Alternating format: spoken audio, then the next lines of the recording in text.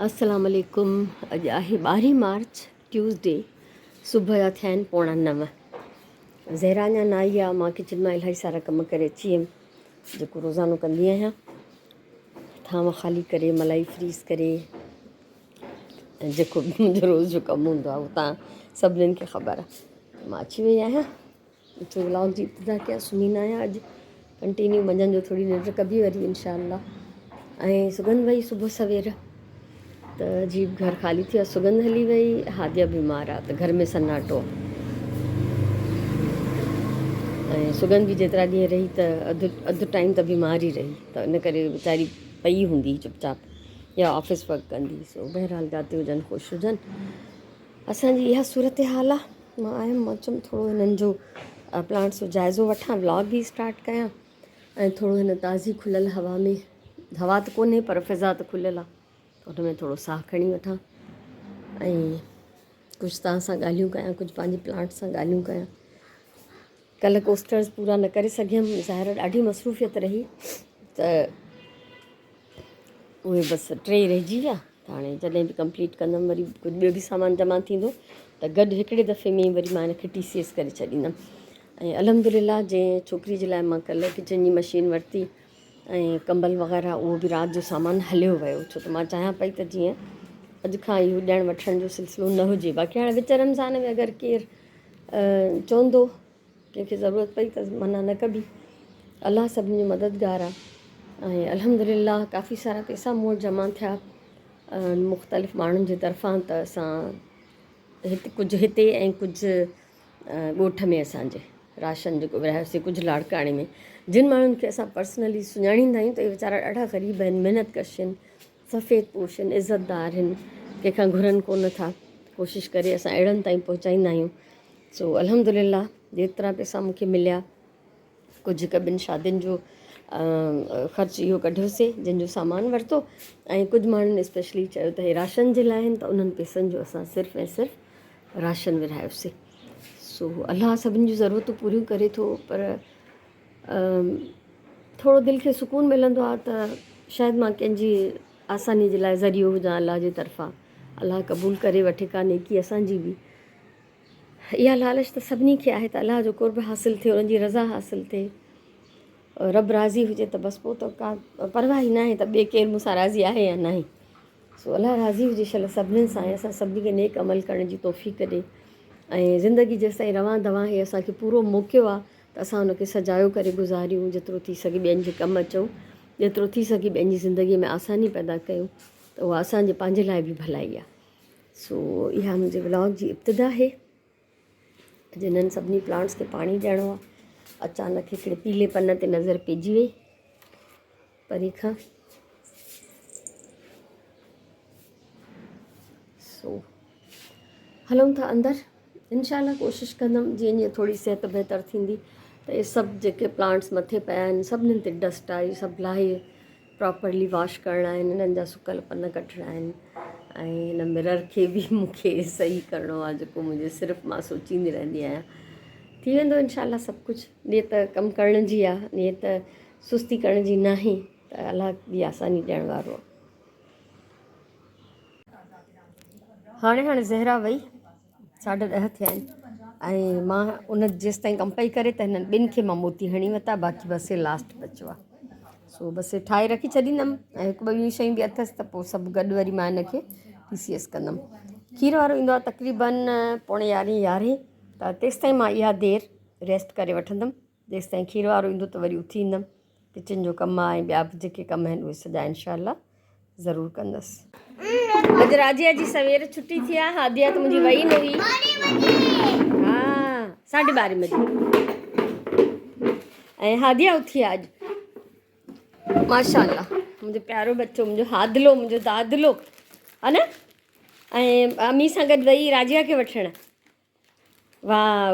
ऐं हिन 2-3 ॾींहंनि खां कुझु न खाधो आहे, इन करे असां चऊं था त हीअ जेको बि खाईंदी त फ़िलहालु हिनखे अलाउ कंदासीं त जीअं थोरो हिन पेट में कुझु पए ऐं हिनखे कुझु रवानी अचे खाइण में।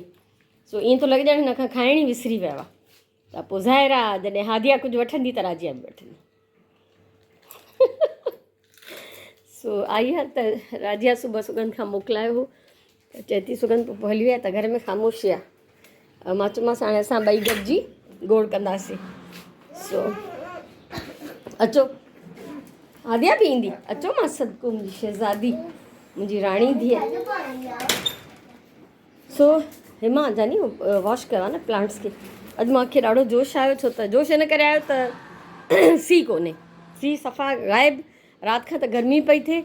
सो मां हिन शेल्फ मां बि प्लांट्स ऐं कुझु डेकोरेशन्स लाहे उन्हनि खे धोतो आहे। बाक़ी सभिनी प्लांट्स खे बि मां पाइप सां पाणी ॾेई, वाह सुठो थो लॻे हा न। हादिया हैरान थी, अलाह इहो घुमे थी, तव्हां सोचे नथा सघो केॾो साह पइजी वियो आहे मूंखे बसि हिन खे मुरझायल ॾिसी। मां त ज़रे घटि अधु मुई हुयमि। हेॾे हिन पासे बि हितां जेके प्लांट्स हुया ऐं कुझु थुलियूं थुलियूं शयूं डेकोरेशन जूं, उहे लाहे उन्हनि खे बि मां वॉश कयो आहे। कुझु डेड प्लांट्स कढिया आहिनि ऐं हिननि सभिनी शयुनि खे मां हिते ईअं ई छॾे ॾींदमि, हिननि खे बि ऐं हुननि खे बि।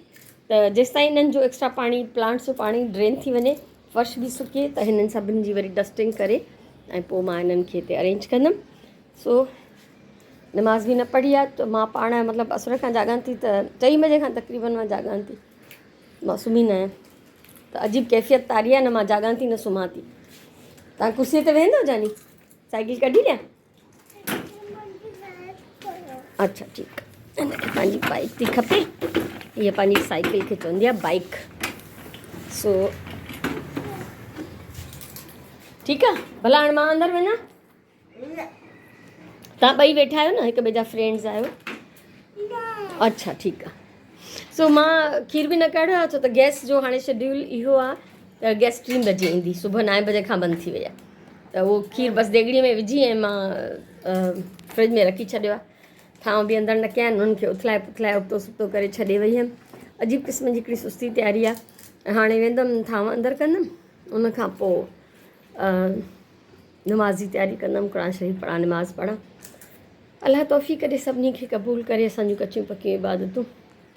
सुराण बि अॼु रुटीन खां थोरो सवेर ईंदी, रमज़ान जे करे टाइमिंग्स थोरा चेंज थिया आहिनि। वञण जा साॻियो टाइम आहे ऐं अचण जो टाइम थोरो चेंज थियो आहे। हुते मां अधु मुनी बाल्टी बि भरे रखी आहे, त अञा कुझु मथे इहे प्लांट्स आहिनि, उन्हनि खे पाणी ॾींदमि, उहो त पोइ ॾींदासीं। ठीकु आहे। सो हिन महिल ताईं जो इहो हाल अहिवाल आहे। टाइम थियो हिन महिल 4:30 ऐं गैस असां वटि आई आहे 4 बजे खां पोइ, 4:15 बजे ताईं बि न हुई। सो खीर हाणे काढ़ियोसीं ऐं हिते सुराण ठाहे थी राति जो कारनि चणनि जी चाट ऐं चिकन बॉइल थो थिए हिन जो, अलाए पास्ता ठाहींदी, पास्ता सुराण त सुराण ठाहींदी पास्ता। सो ऐं ॿियो त राति असां जेको दाल चांवर पचायासीं, उहे बि असां वटि इलाही सारा बचियल पिया आहिनि, त असां खाधो ॿियो न पचाईंदासीं यानी मानी। त उहे चाट ऐं पास्ता प्लस दाल चांवर आहिनि, फ्रूट आहे, शरबत आहे, त इहो इनफ आहे रोज़े जे लाइ। 3 पहिरीं जी नमाज़ पढ़ियमि, क़ुर पढ़ियमि ऐं जीअं मां तर्जुमो पढ़ंदी आहियां ऐं आयतूं जेके असांखे रोज़मर्रा ज़िंदगीअ में पंहिंजी गाइडेंस लाइ खपनि, उहे मां लिखंदी वेंदी आहियां तर्जुमो। त इहे इलाही सारा तर्जुमा त मुंहिंजा लास्ट ईयर जा, लास्ट रमज़ान जा लिखियल आहिनि। उन्हनि मां हिकिड़ी मां तव्हां सां शेयर कयां थी ऐं जेके बि नयूं बि लिखंदी वेंदसि त उहे बि शेयर कंदी वेंदमि, छो त मोस्टली मुंहिंजूं ट्रांसलेशन्स लिखियल आहिनि। सूरह इनाम में आहे आयत नंबर 109। अलाह साईं फरमाए थो त ऐं मुस्लमानो, जिन खे मुशरिक अलाह खां सवाइ सॾींदा आहिनि, तिन खे गारियूं न ॾियो, मतां उहे बेसमझाई जे करे दुश्मनीअ खां अलाह खे ॻाल्हाइनि। यानी अलाह साईं मुस्लमाननि खे मुखातिबु करे सख़्तीअ सां मना कयो आहे त जेके बि नॉन मुस्लिम्स आहिनि, उहे जंहिं बि ख़ुदा खे मञनि था, जंहिंखे बि उन्हनि पंहिंजो ख़ुदा कयो आहे, त तव्हां उन्हनि खे गारियूं न ॾियो, उन्हनि खे घटि वधि न चओ, उन्हनि खे ग़लति न चओ।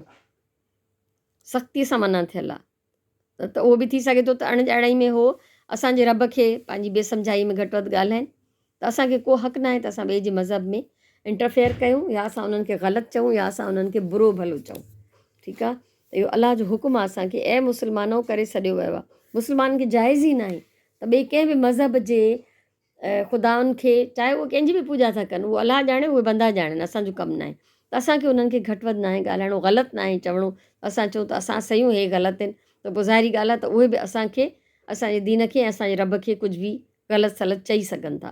त असांखे सख़्ती सां मना थियल आहे त असांखे पंहिंजे जेके बि दुनिया में इंसान रहनि था, जंहिंजी बि पूॼा कनि था, जंहिंजी इबादत कनि था, असांखे उनजे ख़िलाफ़ु न ई ॻाल्हाइणो। सो हाणे थोरो किचन जो चकर हणी अचां। हे मां 4 कबाब बि तरिया आहिनि ऐं उनखां अलावा सुराण त बिज़ी आहे हिते, पंहिंजे जेको कुझु हुन डिसाइड कयो उहो बि तव्हांखे ॾेखारियां थी मां। त इहा बसि इफ़्तारी जी तयारी आहे, हल्की फुल्की असां इफ़्तारी कंदा आहियूं ऐं जहिड़ा हाल आहिनि न त अॼु बसि इहो ई असांजे लाइ काफ़ी हूंदो, दाल चांवर कबाब ऐं जेको कुझु सुराण पचायो आहे। ऐं सुराण छा ठाहियो आहे? सुराण काॾे वियो? उहो मैक्रोनी, बसि अॼु हाणे जेका बि अंग्रेज़ी मैक्रोनी आहे। ठीकु आहे, सो इहो रेडी आहे।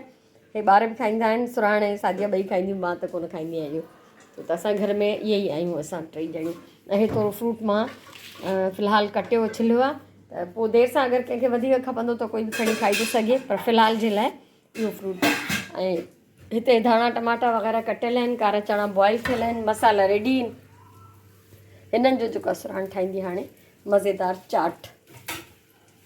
त पोइ एॾी शयूं खाइण खां पोइ ऐं पाणी पीअण खां पोइ त कंहिंखे बि ज़रूरत न हूंदी आहे राजी मानी खाइण जी। ऐं पोइ आराम सां वरी असुर जे टाइम ते बुख बि लॻंदी आहे, अगरि राति जो हल्को फुल्को खाधल हुजे, माण्हू पाणी वाणी जाम पीए त असुर जो पोइ मानी वणे थी। बाक़ी जेकॾहिं इफ़्तारी ते ठोसिजे, वरी पोइ मानी बि खाइजे, वरी असुर जो बि खाइजे, अलाह ख़ैरु करे। हर कंहिंजी ख़ैरु पंहिंजी पंहिंजी हाज़मे जी कुवत आहे। असां अगरि इफ़्तारी कंदा आहियूं त उन खां पोइ मानी असांखां कोन हलंदी आहे। सो शरबत ठाहींदमि ॻाढ़ो, मोस्ट फेवरेट असांजो क़ौमी शरबत रूह अफ़ज़ा या जामे शीरी। और अच्छा, मज़ेदार छोला बि सुराण जे तरफ़ां तयारु आहिनि। अरे वाह, हा अमरूद बि आहिनि, पर मां उहे कटिया न आहिनि। उहो जेको खाईंदो उहो कटींदो, छो त कटे नथा रखी सघूं। सुराणे लाइ चमचो बि विझिजांइ। अच्छा वठो लास्ट क्लिप भर। ऐं हाणे हा रोज़ो खुली वियो ख़ैर सां। ऐं असां हाणे व्लॉग मां बि मोकिलायूं था तव्हांखां। राजिया बि अची वई आहे, ॾाढो पोती पाए। हादिया किथे आहे? हादिया आई आहे छा?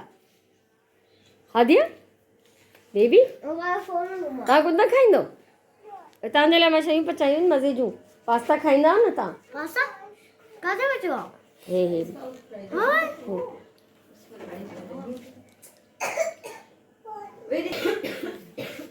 सो मुंहिंजे तरफ़ां इलाही सारी दुआऊं, इलाही सारो प्यार। इंशाल्लाह असां सुभाणे वारे व्लॉग में मिलंदासीं। तेसिताईं तव्हांखां मोकिलायूं था अलाह वाही।